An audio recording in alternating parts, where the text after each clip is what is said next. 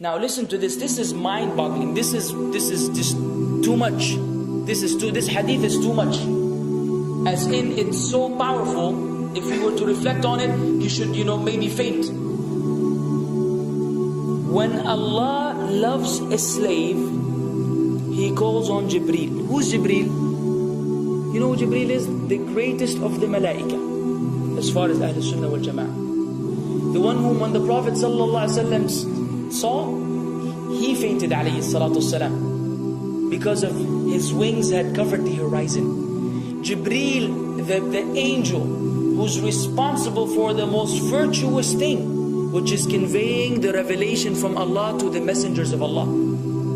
Jibreel, and what do you know about Jibreel?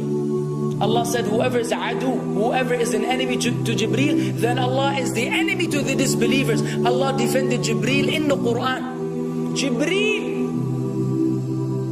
the one who took the Prophet ﷺ in Al-Isra al-Mi'raj, in the ascension to the heavens. Jibreel, the malak, which we don't know what to say about, because of his honor and his virtue in the sight of Allah. Allah will call on him to share with him the love which He has for you. Allah doesn't need to do this. He could not do this, but Allah likes to do this, so He does it. He says, I love Fulan. Now I want you to think that Fulan is you. Whatever your name is, Ahmad, Mayroub, whatever your name is. Imagine Allah above the heavens, above the throne, in His greatness and His majesty, which is beyond our human comprehension, calls out to Jibreel to inform him that He loves you. And then only that, فَأَحِبَّهُ, then He commands Jibreel to love you also. So Jibreel now loves you. Allah and Jibreel love you. But it doesn't end there. Jibreel then will call upon the inhabitants of the sama. Who are they? All the malaika. How many? We can't even count. Trillions and trillions of malaika which Allah created beyond our, again, human comprehension. All of them are commanded simultaneously to love you. First Jibreel says, Allah loves Fulan, so now you have to love him. Then all of the angels in the heavens love you. Then Allah will place acceptance for you on earth. So people will love you. Not everyone. You may be saying, why do I have enemies? People who love the Sunnah will love you. The people who love Allah and His Messenger will love you. The people who are upon the correct aqeedah and methodology will love you. Other people may hate you because of a problem in them, not because of a problem in you.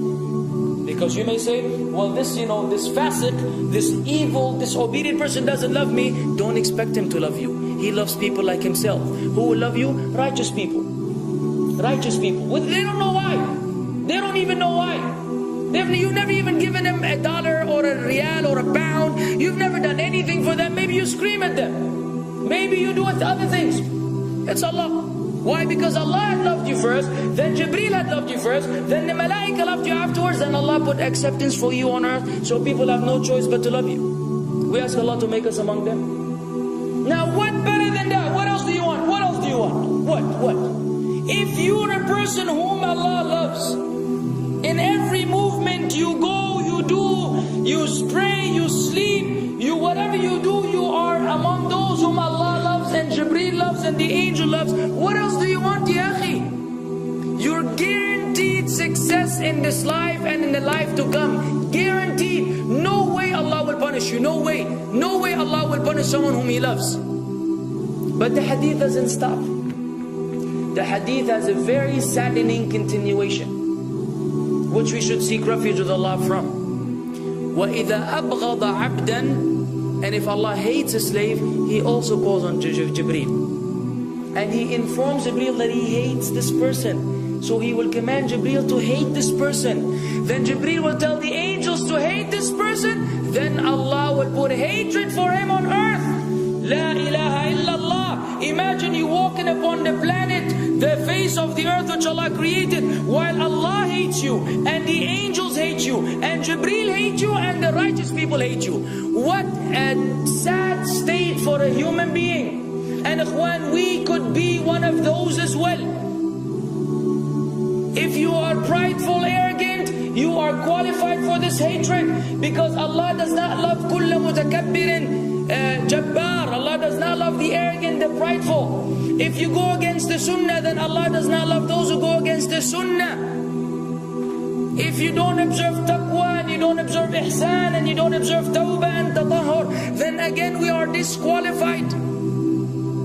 If you, many things which we can mention, many things which will bring about Allah's hatred and deprive us of Allah's love. It's a very sensitive situation, meaning right now, you have to be one of these two. Either Allah loves you or He doesn't. But there's always good news even for those people whom we can be amongst. It's not too late because you're alive. It's not too late because it's Ramadan. It's not too late because you're breathing. Even if you led a life of someone who had attained Allah's hatred, if you were to return to Allah, then Allah will love you and be happier.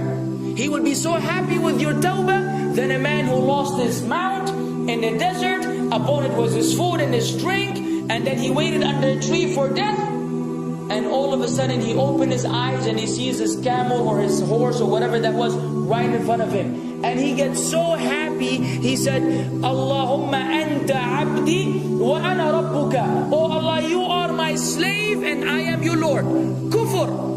He said a statement of kufr, but the Prophet ﷺ said, أَخْطَأَ مِنْ شِدَّةِ الْفَرَحِ. He made a mistake because he's so happy. You know when you're so happy that you may say things against what you want to say? When you're so happy that you just, you say words that mean nothing to anyone? Allah is happier when you return to Him than that person. What else do we want? For how long are we going to stay away from Allah? For how long are we going to lead the life of the heedless? For how long are we going to go against the sunnah? What are you waiting for? Death? Death. حتى إذا جاء أحدهم الموت قال رب ارجعون لعلي أعمل صالحا فيما تركت كلا. Until when death comes to one of them, you say, oh Allah, allow me to return so that I may do good in that which I left behind. And it will be said to him, no, it's only a word. إِنَّهَا كَلِمَةٌ هُوَ قَائِلُهَا. It's nothing but a wish and a word he will have. It will not be fulfilled. Let us not wait for death, ya akhwan. If each one of us here, by Allah, if each one of us here acted upon the sunnah, lived according to the sunnah, and invited people to the sunnah, and enjoyed what is good, and forbade what is evil, wallah, we will make a major change in the city in which we live. And if Muslims here and this all over the world had that same attitude, then we will change the condition of the whole ummah. So no enemy can come and play games with us. We will squash them, all of them. Because Allah will defend. إِن تَنْصُرُ اللَّهِ يَنْصُرْكُمْ وَيُثَبِّتْ أَقْدَامَكُمْ. If you aid Allah's deen, Allah will aid you and will keep your feet firm. But we don't even live according to the sunnah, let alone be given victory over the enemies. So we're being humiliated in everywhere we go in the world. So let us make that change. Now that Ramadan is here, now that you've been given this sudden inclination towards good, if we don't succeed, if we don't take advantage of this month, wallahi, we are losers. If Ramadan ends and you are the same way you were before Ramadan began, then one of us is a loser. If we don't return to Allah after Ramadan, then we are losers as well. So tonight, bi'idhnillah, always on our mind, attaining Allah's love, acquiring Allah's love, fetching for the sunnah, and acting upon it whenever we're able to do so.